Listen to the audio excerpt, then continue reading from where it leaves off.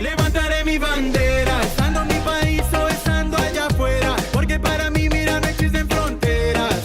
Yo levantaré mi bandera, wow. Levantaré mi bandera, estando en mi país o estando allá afuera, porque para mí, mira, no existen fronteras. No, no, y es que hay mucho sentimiento, lo grito al viento, de ser latino nunca me arrepiento. Lo digo desde la Suiza, centroamericana, rebota en Colombia y en Dominicana y yo. Hello, everybody, and welcome to a very special edition of the Latin Babbler Show. I am your host, Rafael, the Latin Babbler, and I am joined with the crew. Ms. Rocky is in the house. We got Juan Ayala, who is a part of our Latinate and the Actors with Issues podcast. And our guest today is back for round two. I don't know why she would do that, but she decided to. And in case you've been living under a rock, she's the voice actress. She's a singer. She's a songwriter. Her work spans from the big screen all the way to Madison Square Garden, performing with such acts as Pitbull, Flo Rida, Snoop Dogg, Daddy Yankee, Miss Elliott, and, of course, she plays Dolores in Disney's blockbuster hit Encanto, which is now featured on the billboards, topping all kinds of charts with We Don't Talk About Bruno. Adassa, once again, welcome to the show. Thank you so much for having me. It's been an incredible ride. I mean, nobody at Disney, I think nobody of the cast we ever expected to be 5 weeks on the top 100, 7 times on the top 200 charts. It's broken every single record. Like, We Don't Talk About Bruno, Encanto. It's surpassed anybody's wildest expectations, dreams, and broken every record Disney ever had. So I'm just glad to be part of this history. I got to say something because, you know, a lot of people don't know that we talk like very seldom off air. And when we had you on the first time, and this is going to be like my emotional moment of the interview, she had mentioned how she had a really good time, and, you know, she had actually listened to the show before we even invited her on, and she had actually extended to say, hey, if you need anything, let me know. I'll go ahead and answer whatever it is that you guys need. And I love it because you've been true to that. And every single time that I have reached out to you and have asked you for advice on something, or have asked you for how do I do this, or what's the best way to do that, you have always been there. And so from our team to you, just an amazing and special thank you for, you know, the huge support that you have provided us and my knuckleheaded self. So you can tell she's on the run. I'll be like, Adassa, how do I do this? She's like, you got to do this. Like, stop. I'm like, okay, I'll try. You know what? You ask, and that's wonderful. So many people wish they could just help, you know, but they were never asked. And I appreciate the fact that you do ask. And para eso somos los Latinos, you know, it's like, hey, you got some sugar? No, but I got some beef. You want to come over? Está bien. Traigo los plátanos. You know what I mean? Exactly. We make a lunch. That's how it's supposed to be, you know? Si en alguna manera yo puedo ayudar, you never know. One day I'm going to be like, hey, Rafael, I need this favor now. Yo, you know? And we are all in. We are all in. Like, you know, with Jessica too, like when we interviewed, it's absolutely amazing. We loved her. She's busy now, incredibly busy. She just had a performance, which was really amazing. So, but let's go ahead and let's talk about Encanto, because it's kind of funny. When you came here last time, the discussion was, hey, people, go support this film. Like, why haven't so many people have gone to the movies to go support this film? And then out of nowhere, it goes into Disney Plus, and then people see it, and then everybody starts like, wait, hold on a second. This kind of looks interesting. And then it becomes a TikTok sensation. Then all of a sudden it starts going nuts. Then it grosses, $228 million worldwide from 84, which is what we were talking about when we first had the interview. That is like absolutely amazing. Like, what is your thoughts on that, on just even that part of it? I feel that there are a lot of people out there that are really resonating with this story. And when it first came out, they were like, oh, it's another Disney film. It's like, no, it's not just another Disney film. This is where you get to like lay out all of those things you've been carrying, all that guilt, all of those feelings about your parents, and understanding finally happens. And you're just like, wow, you're having these epic moments in which you're really getting to know your family members, really asking the questions, asking about, hey, what's up with Bruno? You know, because we always have one in the family, that one person. No, we don't talk about Pedro. No, we don't talk about Marisela. So was that her sister or was that her mother? Dun, dun, dun. You know what I mean? Right? We have those stories, you know? And I In think my that family, it's Babbler. it's the babbler, it's the babbler.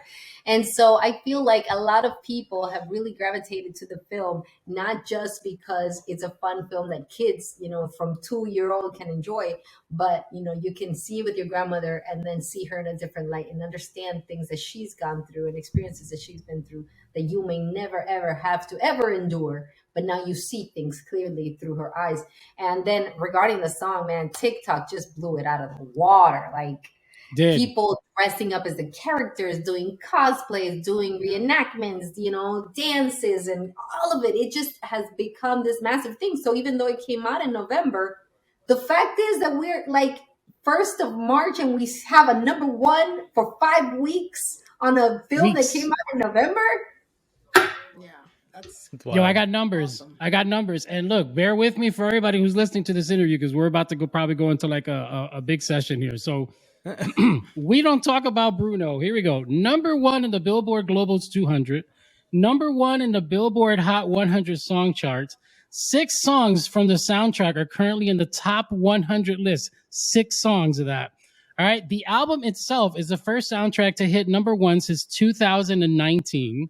Largest group of credited artists to be on a number 1 Hot 100 history. Even took down Adele at one point. Okay, Jeez. beat out Frozen, which, I mean, we all knew that was going to happen because, somos Latinos. Absolutely. All right, the first number 1 song to beat out A Whole New World after 29 years from Aladdin. 34.9 million US streamed just recently. We're not talking in total. This just happened like in 1 week. 1.5 million airways on the radio. That's the one that caught me because I was driving home one time and out of nowhere, it came on the radio. And I don't know if it's playing. Juan, is it playing in New York? It is. I listen to the radio. I've been doing a lot of promo on radio. So it is playing right now in New York, in Cincinnati, Chicago, Detroit, Yes. Miami. I mean, we're talking multiple states in Nashville because I've been doing a lot of the radio side with them. Right, this week we're going to be hitting West Coast on all the radio stuff. So La Mega y todo eso, and it's been insane. They have us on their countdowns. The song is really taken off, and I think it's because it's not a kid's tune. Really, it really appeals to the 18 and over crowd because it's a song about that person you don't talk about. It really is. It's not like we're singing about like butterflies and stuff. We're actually singing something deep in a really fun rhythmic way that people can relate to, and then all the characters are telling the story. But yeah, I felt like we were like in one of those like rap songs where there's like, yeah, Little J and we got over here, we got Camilo, shout out to Camilo. Like there's so many of us on this track. DJ Juan in the building. I know, right? Seriously. I was to me, it just caught me off guard. We were at because I've gotten accustomed to streaming it like through my phone. When you try to use the Apple Play and all kinds of stuff. So the one time I don't have the phone connected, it comes on this radio station that we're listening to, and my daughter's like, "Wait, are they playing that?" I'm like, "Wait, is that mainstream radio that we're listening to?" I'm like, "That we don't talk about Bruno." And I wake up singing the song. So for me, it's like in the house we're just constantly doing that. Ms. Rocky, it's got to be like that over there. I mean, you got kids all over the place. Oh yeah, my son's always singing. I think I even sent Adassa a little clip of my son singing it. He knows it. Like he's like, I want to be in Encanto too. I'm like, okay. It's so funny. At this point, my goodness, get ready because honestly, we all are so grateful and so thankful. I mean, it already won a Golden Globe, nominated for 3 Academy Awards. I mean, the Oscars, amazing. Right. For Best Animated Film, Dos Oruguitas for Best Song, and of course, Jermaine Franco, who did the scoring of this amazing film. But to have 6 out of the 8 original songs that Lin-Manuel wrote, 6 of them are on the top 100s, right? My goodness, the man's a genius. Yeah, and this year is such a big year for Latinas in general at the Oscars because you have, Lin-Manuel Miranda is nominated not just for this, but his other movie, Tick, Tick, Boom, also got nominated. West Side Story has, I think, 6 nominations total. You've got Ariana DeBose already. She just won the SAG Award. She won the Golden Globe. It's such a huge year. This past year really has been amazing. So, what's your reaction to that, to just seeing all of this success coming out for Latinos? I really feel that it was a long time coming. You know, the fact that we all get to be alive in the moment in time in which all the doors are open, we're finally seeing the representation accurately done in such a beautiful, tasteful, modern, only Disney can do it way. To see films like Tick Tick Boom honoring the talent of Latinos in such an incredible way, and all of what's happening, it's just like, I still can't believe it's real. You know, I wish my grandmother was alive right now to be able to see the progress. You know, she was una morena, Afro Latina, that she wanted to be a singer, you know, when she was growing up in Colombia. It wasn't possible for her. My mom tried to do it as well. She got as far as being part of a group, you know, and played the guitar, but it just never went to that next level for her. And I felt like it was my duty to be able to do the best that I could with all of their sacrifices that they made, you know, being a daughter of immigrant parents that had to come here to this country with nothing and help raise us here in this place that they knew no one. And one by one, my dad brought his sisters from Colombia, brought his mother from Colombia with hard work, cleaning windows, washing floors, doing whatever it took. And so to me, be able to stand here and say, I'm part of this, and it's because of the efforts of my father. It was because of the sacrifices of my mother. It was because, unfortunately, my grandmother had to go through such pains. And now I get to say, look at this. Look at how far we've come. I wish my grandmother was alive to be able to bask in the greatness of seeing so many Latinos being honored and represented now, you know, something that was only a dream when she was around. And I got to talk about Lin for a second when we were talking about representation. And it's because, well, I got to throw some salt in some people's wounds. So for those of you on Twitter who were sitting there ragging on this man while he was doing In the Heights, and we're having zero idea that he was actually working on this project while we were doing that, you got to look really foolish. Because what turned from I wasn't represented to now you're seeing Instagram pictures of little kids looking at the screen, having somebody who looks exactly like them. And I mean exactly. I'm not talking about like, oh, they're just the same color. No. The hair, the physique, the look of the face. And I just got to say, look, like even Cecilia, who she's our content media manager, she was like, say, we got to protect this man at all costs. Right. Because it doesn't matter where he is. He has put this beacon on his back to represent the community in a way that a lot of people are not striving. So I think that, you know, he deserves any honor. And I honestly think he should have won more awards than he's being nominated for, because he's done just so much. And so, you know, for me, I think the representation conversation, you got to pretty much put it to a close at this point when it comes to this man. I don't even know how you continue that. I think you are absolutely on it, honestly. When it happened, and I was already part of the Encanto ball rolling when, you know, everything hit the fan, he took it with such grace, because he's not a kind of person to be like, whoa, wait, let me tell you what I'm doing so you understand where I'm coming from. It's like, no, he was like, I understand what I did. He took the hit.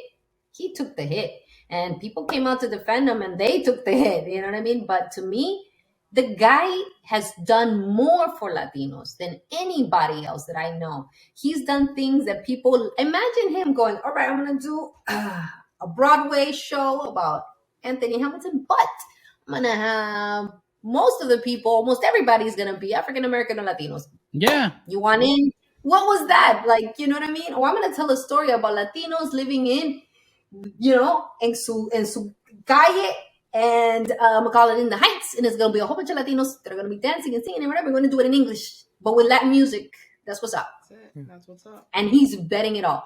And so to me, he started this conga line of, it's time for this to happen. He broke so many barriers, and he himself has been so gracious at taking the punches when he's the only one out there trying so That's my hard thing. to represent us. That was the thing for me. It was like, look, the man cannot do it alone. And if people put him down for being the only one that's trying out there, then what would that seem to the public?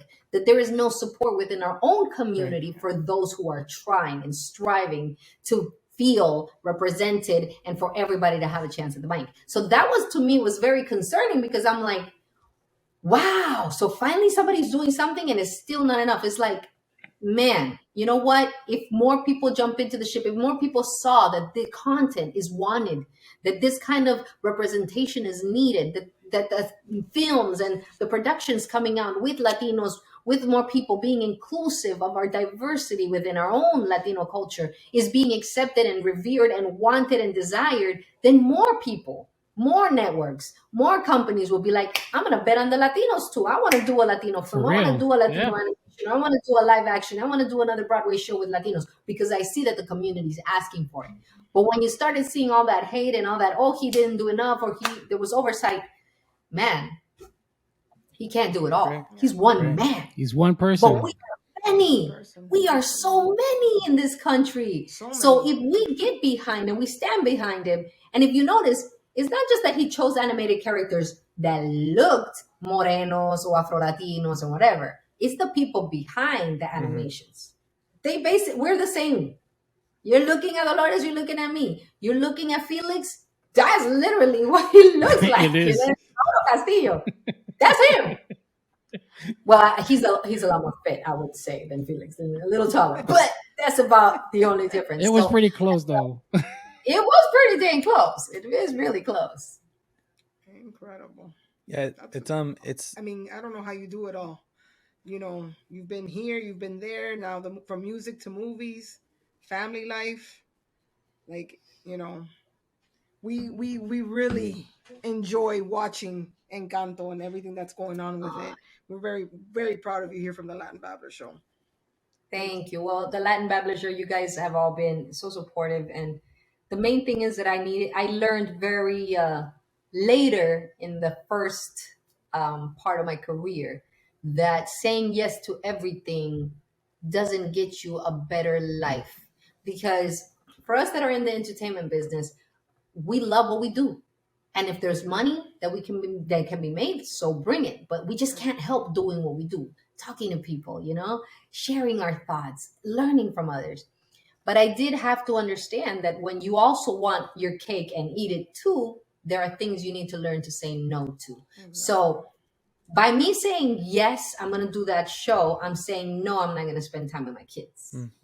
Yeah. So for every yes, there is a no that goes along with it. Not every yes is a yes and a yes that gives a yes. It's that, yes, I'm going to do that, which means I'm not going to do the other. So I've had to learn to balance my yeses and my other yeses, because I don't see it as yes and no. Oh, I don't get to go make, you know, this show in front of 60,000 people and make all this money because I have to go and stay with my kids so I can watch them do their play or to watch them do their choir rehearsal. No, I get to spend that time with my kids, and I get the honor of being their present so they know their mother loves them. And then I get to be in front of 60,000 people in Canada. You know what I'm saying? So I learned that not every question is going to get a yes, but which are the yeses that I want to make sure they dominate my life. Right. And the reason why I do music and why I am passionate about projects like Encanto is because they're leaving a legacy for my children. They're seeing, wow, mom never gave up on her dreams, yet she was always there on my birthday, and she was there during Christmas.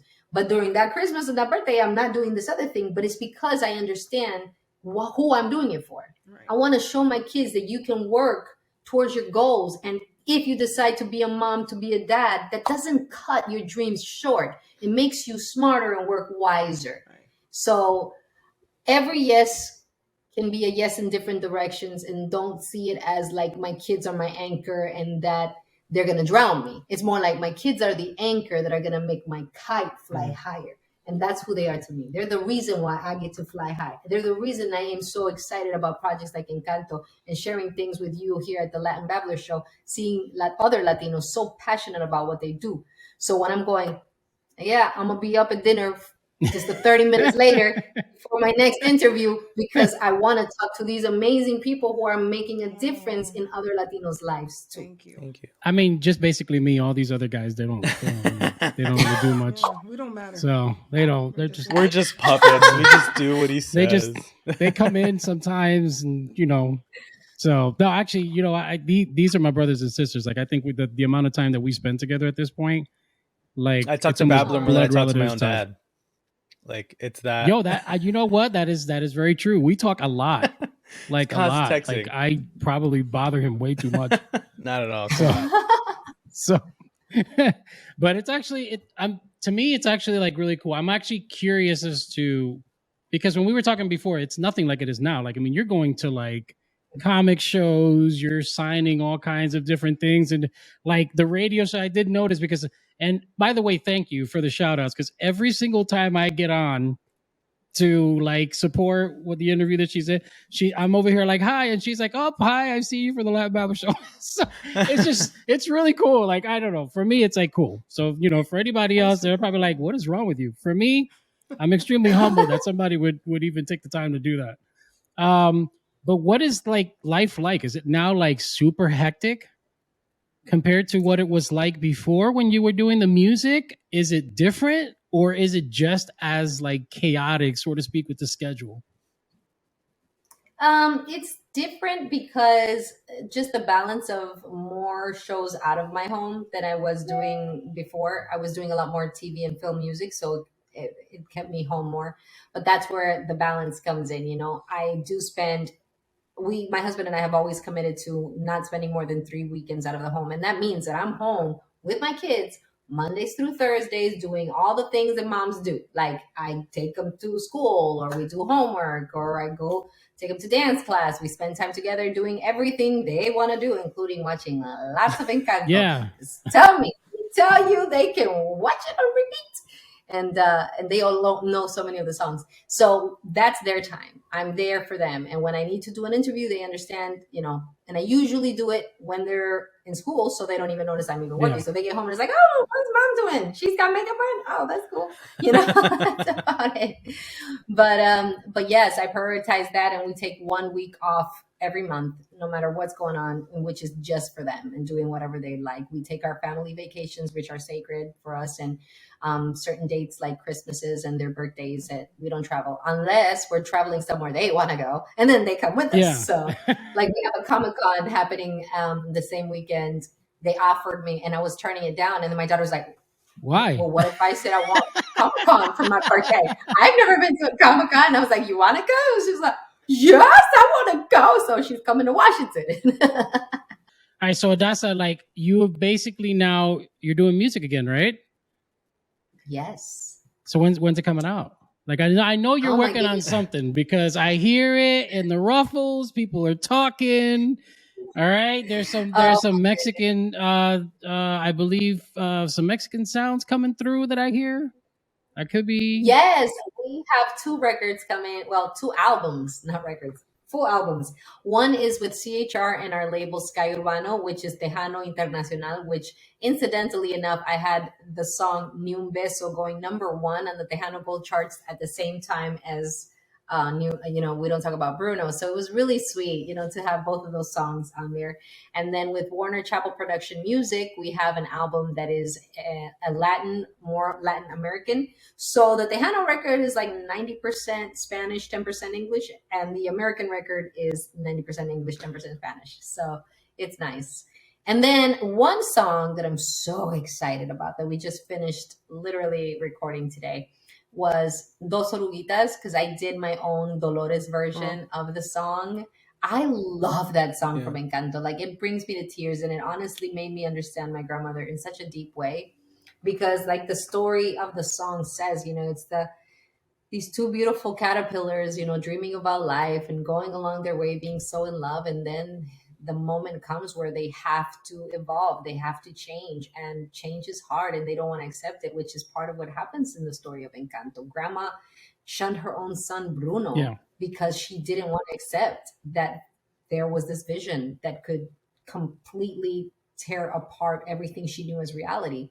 But just like a chrysalis of an oruguita, of a caterpillar becoming a butterfly, it needs to happen. Something needs to break and be reborn to become what it needs to be. And in this story, it's so beautiful how at first the blame goes around. There's no real nemesis or bad guy in the film, but there's a lot of animosities and misunderstandings because grandma never really told her story. They just knew grandpa died, and then we have this magic candle, but we didn't really talk about it. We don't really talk about Bruno. And so many things we don't talk about that make it become so, I would say, a little bit more distracting in regards to making that bonding relationship within a family unit, So everybody becomes more reserved, and when she finally breaks down to tell the story, which is said without words but with song, and you see all these beautiful graphics going on about what she had to endure, and then Mirabel finally understands grandma doesn't hate you, she loves her whole family so much. She forgot along the way that the miracle was not the magic they had, the miracle was each one of them. And she had put the magic and controlling everything to be just so, and the way that she had seen it, and everybody being protected and everything being fine and nothing breaking down, and everything had to be the way that she saw it needed to be. And then when everything broke down, even the townspeople had to stop being lazy because they were just like, hey, the donkeys got out again. You go get the donkey then.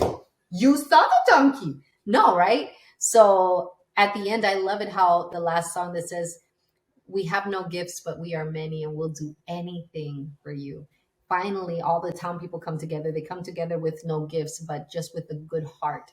And so the rebuilding happens through the song, Dos Oruguitas. And I was just like, I need to make my own version of it. And so my husband, Gabriel Candiani, worked with his musicians in Colombia, and we came out with like a real vallenato version of Dos Oruguitas. So we're so excited. I'm so excited to hear that. Oh my God.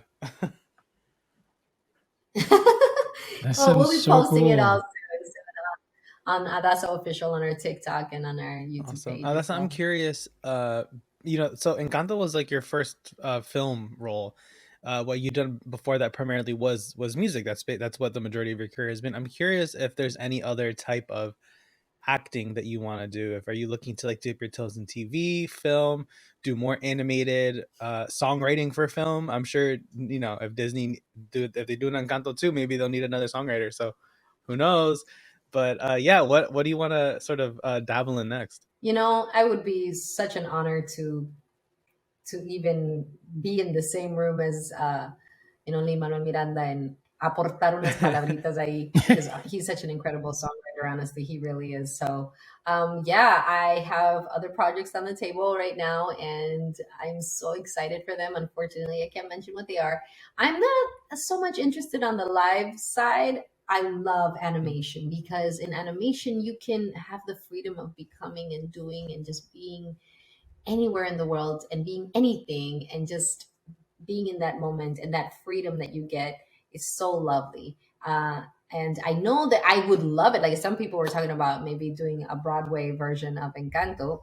It's totally doable because it is actually a house, is right up your alley. That would be great. I don't know if I could do Broadway. Honestly, I have such respect for everybody who does Broadway. I think I would be like, okay, I'll do a couple of nights. Hello, goodbye. They do got rigorous schedules, though. I mean, they do like shows in the morning, and then they got shows in like nighttime, and then they do that like all week. Like that schedule is just ridiculous. Yes. It's insane. Yeah, for an artist, man, te subes ahí Friday night, you do a 45-minute set, you're done. You know what I mean? But for them, it's like 3 shows a night. Every show is 2 hours. You know what I mean? And all of these lines and everything is live, so you can't mess up. And it's not like you can be like, and the people say, you know what I mean? You can't turn the mic over. That was my biggest thing with when Lin was up for those awards for Hamilton, and a lot of people didn't get that it's a lot harder to be up there on a stage than it is to be inside a studio where you have so many chances to get it right, to perfect it. Yeah. Broadway actors or theater actors, they don't have that possibility. I mean, they got to get it right that moment. Like they don't have a choice. You either get it or you don't get it. Like it's that bad. Exactly. It's that one moment, and you have that exact, and everything has to hit. Like if you saw Hamilton on Disney Plus, it's absolutely phenomenal. Like my kids and I, we love watching it, especially when I have like a whole bunch of clothes that were like folding together, because I love to do like the house tasks with them. And we just watch it and we play it, and I'm just like in awe of the sheer talent. Oh, and that actually was one of the songs that I auditioned with, was one of the ones from Hamilton, which was so this is what it feels like to match with someone at your level. What the hell is a catch? It's the feeling of freedom, of seeing the light. It's Ben Franklin with the key and the kite. You see it right. The conversation lasted 2 minutes, maybe 3 minutes. Everything is said in total agreement. It's the dream, and it's a bit of a dance, a bit of a posture. It's a bit of a stance. He's a bit of a flirt, but I'm gonna give it a chance. That was the rap I did. Oh, look at that! My audition, yeah. So that was my callback. I was so excited with that. That's crazy. I would have performed it a lot better, but we'll just go with what you just did, which is just it's okay. You know, I'll learn from the best. I'll learn from the babbler. It's okay. He's giving me lessons. Can you imagine? I think I'm getting there. One day I might just land this role, man. I'll be on Encanto 2, the lost city of big guys. So that'll they'll be sitting there searching for me. I'm blocking the sun and stuff. So just like that'll be that'll be part 2. Juan, you're in it too. You know it. So I actually I know I asked this the last interview, but if people wanted to find you, which is kind of a dumb question to ask at this point, if somebody wanted to find you on Instagram and on social media, where would they go? Actually, new portals now have opened, which is so exciting.